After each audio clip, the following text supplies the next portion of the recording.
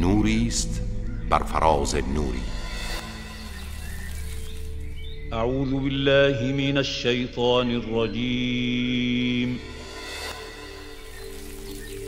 بسم الله الرحمن الرحیم. به نام خداوند بخشنده بخشایشگر.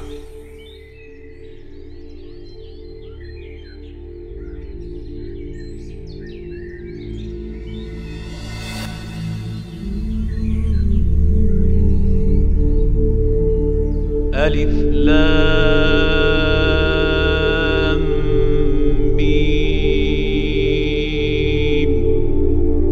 ذلك الكتاب لا ريب فيه هدى للمتقين الذين يؤمنون بالغيب ويقيمون الصلاة ومما رزقناهم ينفقون والذين يؤمنون بما أنزل إليك وما أنزل من قبلك وبالآخرة هم يوقنون أولئك على هدى من ربهم وأولئك هم المفلحون.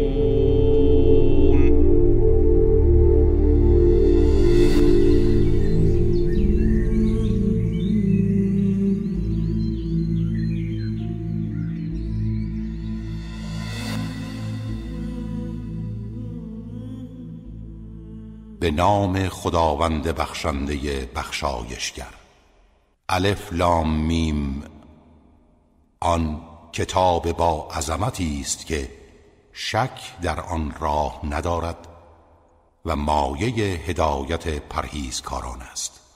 پرهیزکاران کسانی هستند که به غیب آنچه از حس پوشیده و پنهان است ایمان می‌آورند و نماز را برپا می‌دارند و از تمام نعمتها و مواهبی که به آنان روزی داده ایم انفاق می کنند و آنان که به آنچه بر تو نازل شده و آنچه پیش از تو بر پیامبران پیشین نازل گردیده ایمان می آورند و به رستاخیز یقین دارند.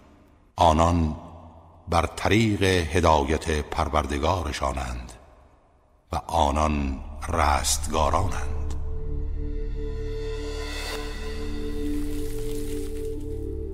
صدق الله العلی